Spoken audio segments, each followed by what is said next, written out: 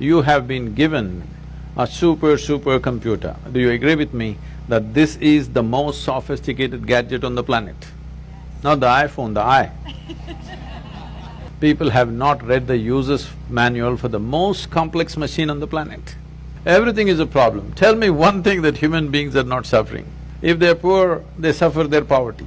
You make them rich, they suffer the taxes.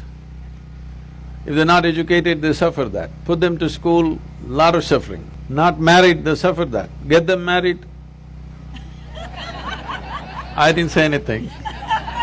I didn't say a thing, okay?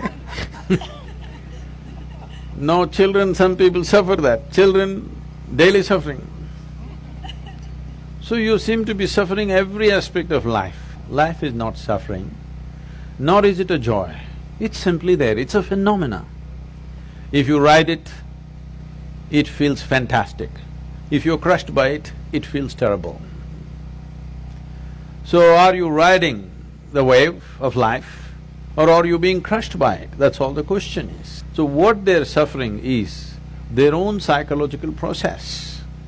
One's own thought and emotion has become such a huge suffering. How you think and feel. How you think and feel, should it not be determined by you? What happens in the world may not happen the way you want it, but at least what happens within you must happen your way, isn't it? So if what happens within you is not happening your way, fundamentally, we have not figured what is the nature of our life.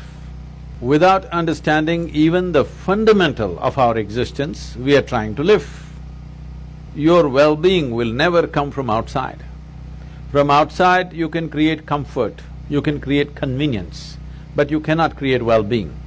Well-being can only happen from within you because human experience is created from within. Cerebral activity in the process of evolution, it is new. It is a new happening, this big brain. When I say new, just a few million years, but in the evolutionary scale, it is new. So we have an intelligence for which we don't have a stable enough platform because your own intelligence is turned against you. You can call it by many exotic names. You can call it misery, you can call it depression, you can call it by variety of diagnosis. But essentially, your intelligence has turned against you. Just imagine 100 years ago how people lived in this same place and how you're living. Is there any damn thing to complain about in comparison? Outside will never happen 100% the way you want it, but at least what happens within you must happen the way you want it. If right now what happened within you was happening the way you want it, would you keep yourself at the highest level of pleasantness or no? No magic, just engineering.